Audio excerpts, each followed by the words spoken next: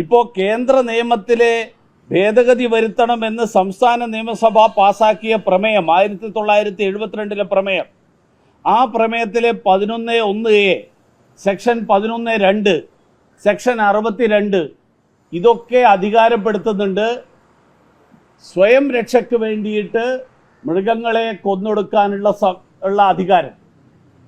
പിന്നെ കേന്ദ്രത്തിൽ ഏത് നിയമമാണ് തടസ്സമായിട്ട് നിൽക്കുന്നത്? ഒന്നുകിൽ മന്ത്രിക്ക് ഇതിനെക്കുറിച്ച് ഒരു ധാരണയില്ല, അല്ലെങ്കിൽ അദ്ദേഹത്തിന് ഇതിനുള്ള സമയമില്ല, മുഖ്യമന്ത്രിക്ക് എന്തോ കാരണത്താൽ അദ്ദേഹത്തെ പുറത്താക്കാൻ ധൈര്യമില്ല.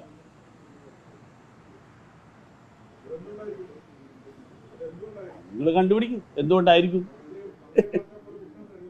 അല്ല, അതുകൊണ്ടാണ് പറഞ്ഞത്. അതെന്താണെന്ന് എനിക്കും അറിയില്ല. മന്ത്രിയെ മാറ്റാനും, മന്ത്രി ഒരു പണിയെടുക്കുന്നില്ലെങ്കിലും മന്ത്രിയെ മാറ്റാൻ മുഖ്യമന്ത്രിക്ക് ധൈര്യമില്ല. ഇരട്ട ചങ്കെന്ന് പറഞ്ഞാൽ പോരല്ലോ, അത് കാണിക്കണ്ടേ?